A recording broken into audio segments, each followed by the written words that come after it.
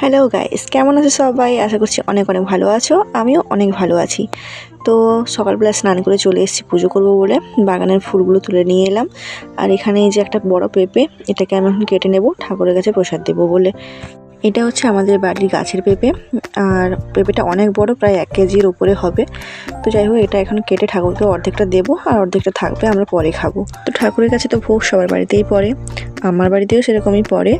তো যখন যে এরকম ফল থাকে সেরকম ফল দিয়েই পুজো করা হয়, কিছু না থাকলে এমনি শুধু বাতাসা দিয়েও পুজো করা হয়।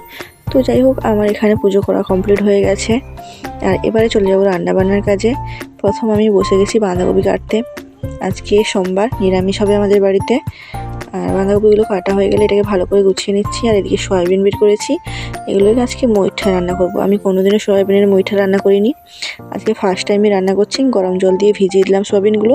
আর এদিকে দেখো সয়াবিনের মইঠাগুলো আমার বানানোও হয়ে গেছে, শুধু রান্না করার পালা। আর এদিকে আলু ভাজা হয়েছে, আর এদিকে ডাল ফুটছে। তো এই হচ্ছে আজকের মেনু। আর এই যে দেখো, আমার এদিকে মইঠাগুলো ভাজা হয়ে গেছে, আর কয়েকটা ভাজছি। তো আজকের সম্পূর্ণ মেনু হচ্ছে আলু ভাজা, ডাল, বাঁধাকপির ঘন্ট আর সয়াবিনের মইঠা। তো সন্ধ্যা হয়ে গেছে, এখন বসছিলাম মেয়েকে পড়াতে। পড়ার কথা বললে ওর কান্না চলে আসে। তো পড়াশোনা শেষ করিয়ে রান্নাবান্না করিয়ে নিয়েছি। এই যে দেখো, পরোটা করেছিলাম আর দুপুরের কপি ঘন্ট ছিল। তো ওটাই হচ্ছে আমাদের রাতের মেনু। তো যাই হোক, আজকের মতো ভিডিওটা এই পর্যন্তই। সবাই সুস্থ থেকো, ভালো থেকো। আর পারলে একটা লাইক, কমেন্ট, শেয়ার এবং একটা ফলো দিয়ে যেও যদি ভিডিওটা ভালো লাগে।